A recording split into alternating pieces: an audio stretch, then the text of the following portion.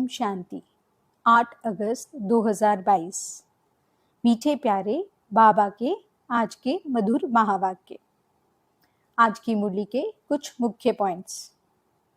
आज बाबा हमें समझाते कि ज्ञान मार्ग में ऊंचा वही जा सकता है जिसका अपनी देह में और किसी भी देहधारी में मोह और ममत्व नहीं है।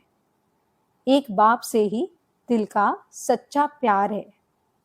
जो किसी के भी नाम रूप में नहीं फंसते हैं वही इस ज्ञान मार्ग में ऊंचा जा सकते हैं। जो बच्चे एक बाप से ही दिल की मोहब्बत रखते हैं उनकी सब आशाएं पूरी हो जाती हैं। बाबा समझाते कि उन्होंने हमें साकार में आकर ही श्रीमत दी है, इसलिए ऐसा नहीं सोचना कि हम तो शिव बाबा की प्रेरणा से लेते हैं। अगर प्रेरणा की बात होती तो भक्ति मार्ग में ही बाबा प्रेरणा दे देते कि मन मनाभव। इसलिए साकार द्वारा बाप की मत लेनी है। हम बच्चों को घर बार संभालते राज ऋषि बनकर रहना है। सदा स्मृति में रहे कि हम अब सुख धाम में जा रहे हैं। हमारे दुख के दिन पूरे हुए, इसलिए सुख धाम में ऊंच पद पाने का बहुत पुरुषार्थ करना है। बाबा समझाते कि कोई भी बड़ी बात को छोटा बनाना या छोटी बात को बड़ा बनाना हमारे अपने हाथ में है। माया की कोई बड़ी बात अगर हमारे सामने आ जाए तो हमें उससे बड़ा बन जाना है, जिससे बात छोटी हो जाएगी।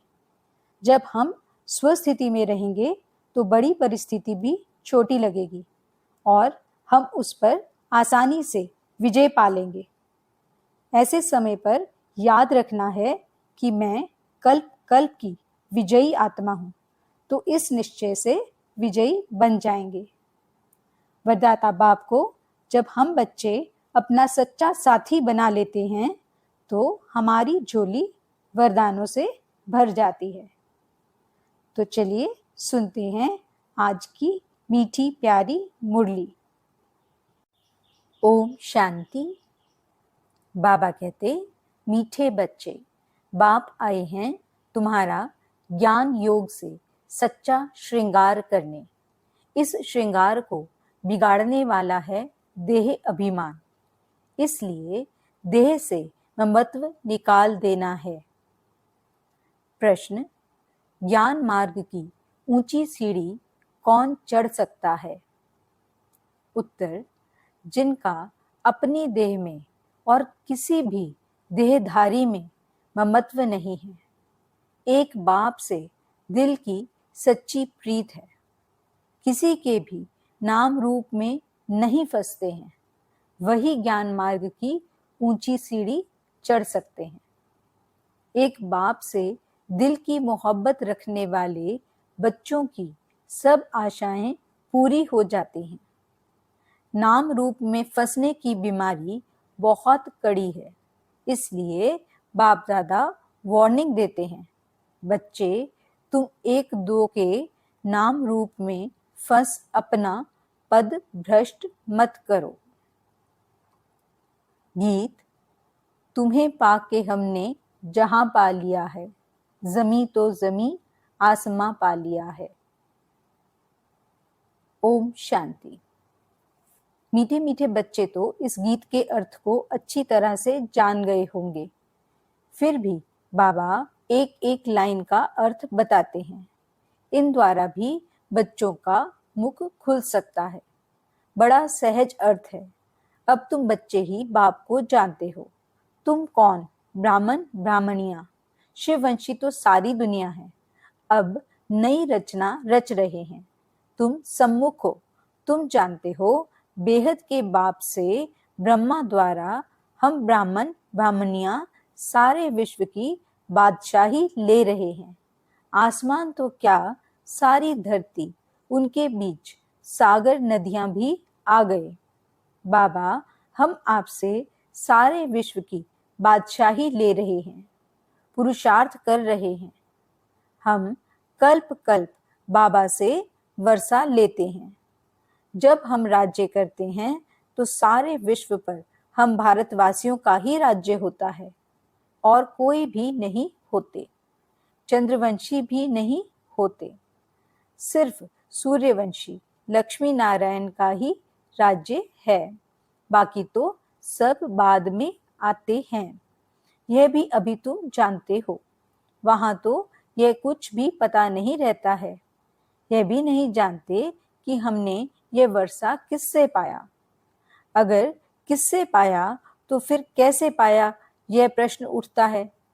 सिर्फ यही समय है जबकि सारी सृष्टि चक्र की नॉलेज है, फिर यह गुम हो जाएगी। अभी तुम जानते हो कि बेहद का बाप आया हुआ है, जिनको गीता का भगवान कहा जाता है।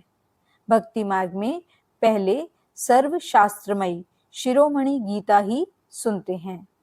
गीता के साथ भागवत महाभारत भी है। यह भक्ति भी बहुत समय के बाद शुरू होती है। आहिस्ते आहिस्ते मंदिर बनेंगे, शास्त्र बनेंगे। 300-400 वर्ष लग जाते हैं। अभी तुम बाप से सम्मुख सुनते हो, जानते हो परमपिता परमात्मा शिव बाबा ब्रह्मा तन में आए हैं। हम फिर से आकर उनके बच्चे ब्राह्मण बने हैं। सतयुग में यह नहीं जानते कि हम फिर चंद्रवंशी बनेंगे। अभी बाप तुमको सारे सृष्टि का चक्र समझा रहे हैं। बाप सृष्टि के आदि मध्य अंत को जानते हैं। उनको कहा ही जाता है जानी जाननहार, नॉलेजफुल। किसकी नॉलेज है यह कोई भी नहीं जानते।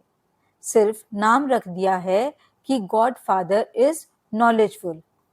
वह समझते हैं कि गॉड सभी के दिलों को जानने वाला है। अभी तुम जानते हो हम श्रीमत पर चलते हैं। बाप कहते हैं माम एकम याद करो, जिसको तुम आधा कल्प से याद करते आए हो। अब तुमको ज्ञान मिलता है तो भक्ति छूट जाती है। दिन है सतयुग, रात है कलयुग। पांव नरक तरफ, मुंह स्वर्ग तरफ है। पियर घर से होकर ससुर घर आएंगे। यहाँ पिया शिव बाबा आते हैं श्रृंगार कराने, क्योंकि श्रृंगार बिगड़ा हुआ है। पतित बनते तो श्रृंगार बिगड़ जाता है। अभी पतित पापी नीच बन पड़े हैं। अब बाप द्वारा तुम मनुष्य से देवता बन रहे हो, बेगुनी से गुणवान बन रहे हो। जानते हो बाप को याद करने और समझने से हम कोई भी पाप नहीं करेंगे, कोई तमो प्रधान चीज नहीं खाएंगे। मनुष्य तीर्थों पर जाते हैं तो कोई बैंगन छोड़ जाते हैं, कोई मांस छोड़ जाते हैं। यहाँ है 5 विकारों का दान, क्योंकि देह अभिमान सबसे बड़ा खराब है। घड़ी घड़ी देह में ममत्व पड़ जाता है। बाप कहते हैं बच्चे इस देह से ममत्व छोड़ो। देह का ममत्व नहीं छूटने से फिर और देहधारियों से ममत्व लग जाता है। बाप कहते हैं बच्चे एक से प्रीत रखो, औरों के नाम रूप में मत फंसो। बाबा ने गीत का अर्थ भी समझाया है। बेहद के बाप से फिर से बेहद के स्वर्ग की बादशाही ले रहे हैं। इस बादशाही को कोई हमसे छीन नहीं सकता। वहां दूसरा कोई है ही नहीं, छीनेंगे कैसे? अभी तुम बच्चों को श्रीमत पर चलना है। न चलने से याद रखना कि ऊंच पद कभी पा नहीं सकेंगे। श्रीमत भी जरूर साकार द्वारा ही लेनी पड़े, प्रेरणा से तो मिल नहीं सकती। कईयों को तो घमंड आ जाता है कि हम तो शिव बाबा की प्रेरणा से लेते हैं। अगर प्रेरणा की बात हो तो भक्ति मार्ग में भी क्यों नहीं प्रेरणा देते थे कि मन मना भव। यहाँ तो साकार में आकर समझाना पड़ता है। साकार बगैर मत भी कैसे दे सकते। बहुत बच्चे बाप से रूठ कर कहते हैं हम तो शिव बाबा के हैं। तुम जानते हो शिव बाबा ब्रह्मा द्वारा हमको ब्राह्मण बनाते हैं। पहले बच्चे बनते हैं ना, फिर समझ मिलती है कि हमको दादे का वर्षा मिल रहा है इन द्वारा। दादा यानी शिव बाबा ही ब्रह्मा द्वारा हमको अपना बनाते हैं, शिक्षा देते हैं।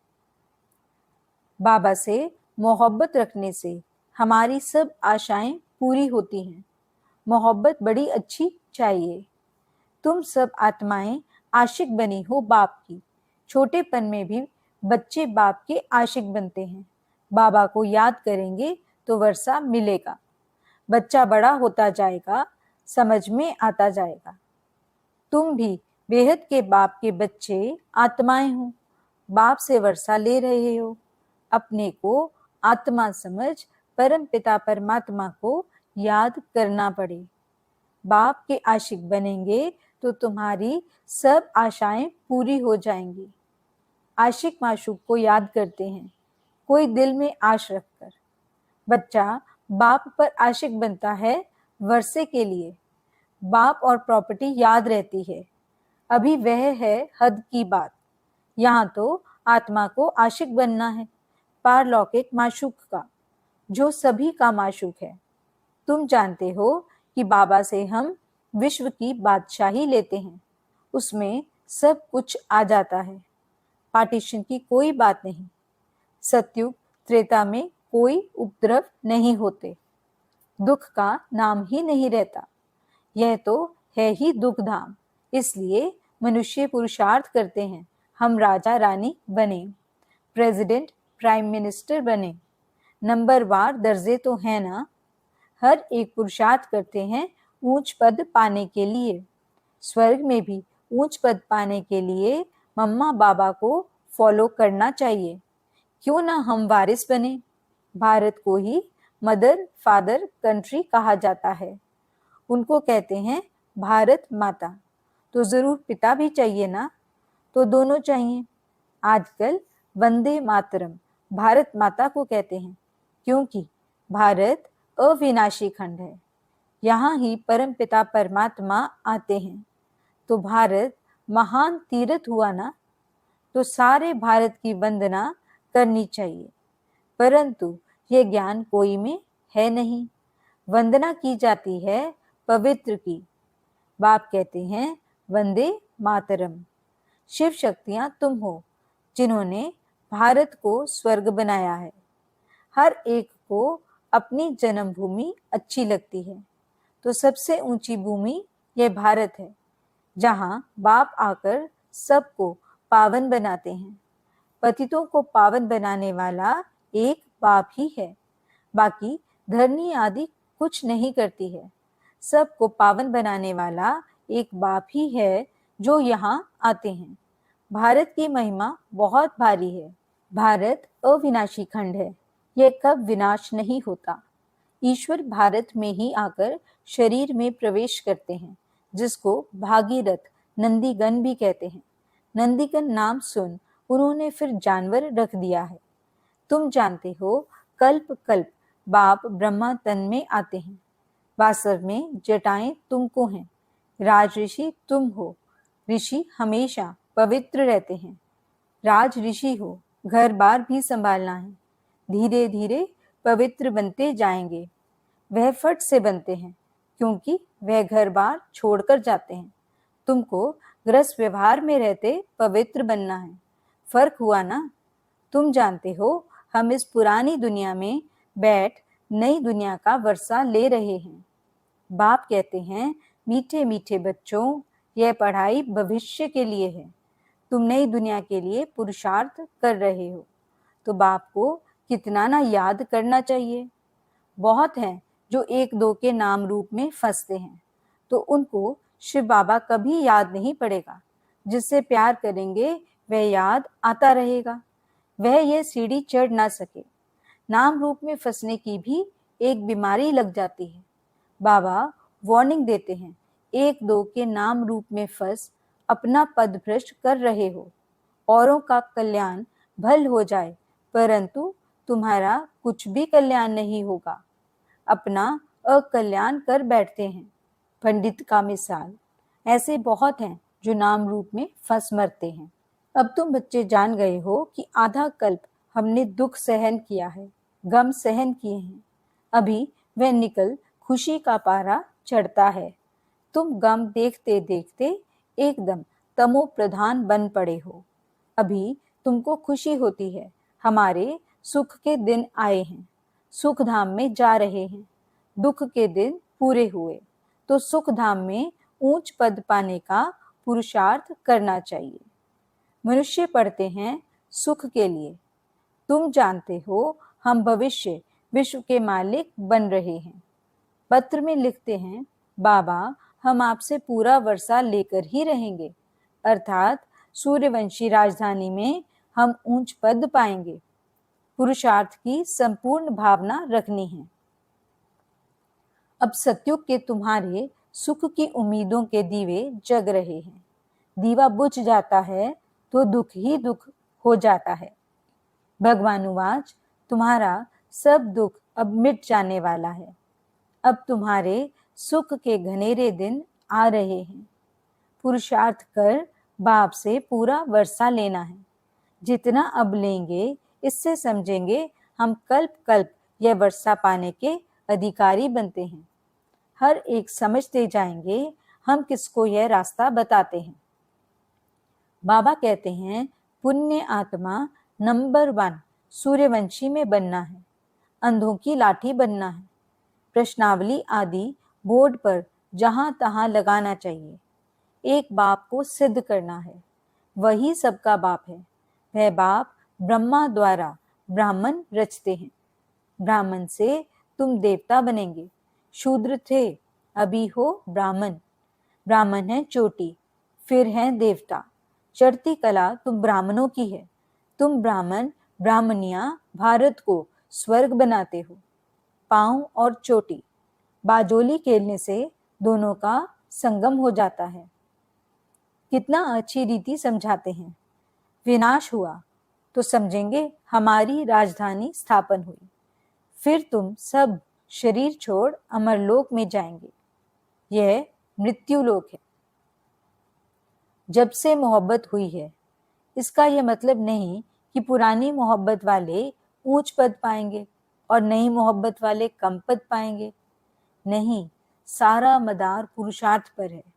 देखा जाता है बहुत पुरानों से नए तीखे जाते हैं, क्योंकि देखेंगे कि बाकी समय बिल्कुल थोड़ा है तो मेहनत करने लग पड़ते हैं। पॉइंट्स भी सहज मिलती जाती हैं। बाप का परिचय दे समझाएंगे तो गीता का भगवान कौन? शिव व कृष्ण।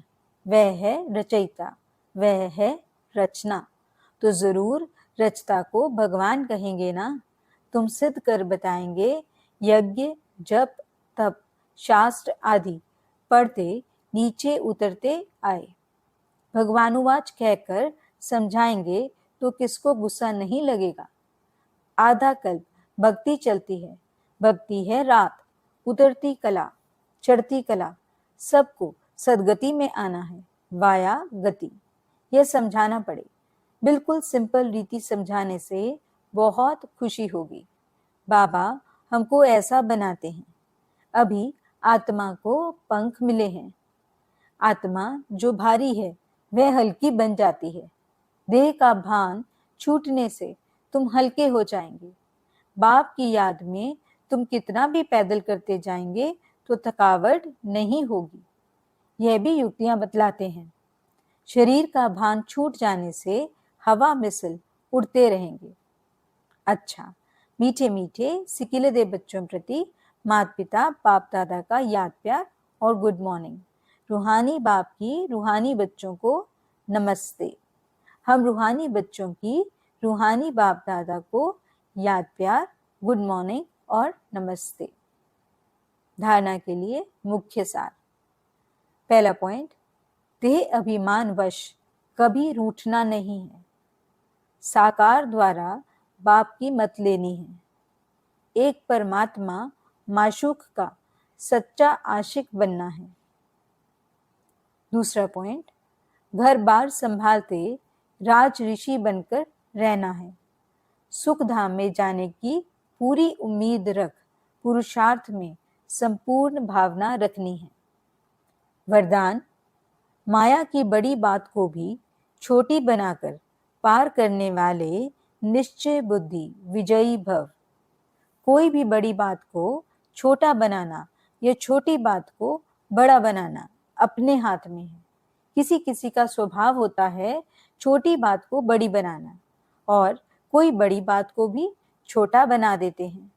तो माया की कितनी भी बड़ी बात सामने आ जाए, लेकिन आप उससे बड़े बन जाओ तो वह छोटी हो जाएगी। स्वस्थिति में रहने से बड़ी परिस्थिति भी छोटी लगेगी और उस पर विजय पाना सहज हो जाएगा।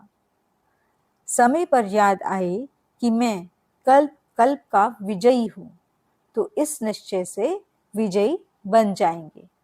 स्लोगन: वरदाता को अपना सच्चा साथी बना लो तो वरदानों से झोली भर जाएगी।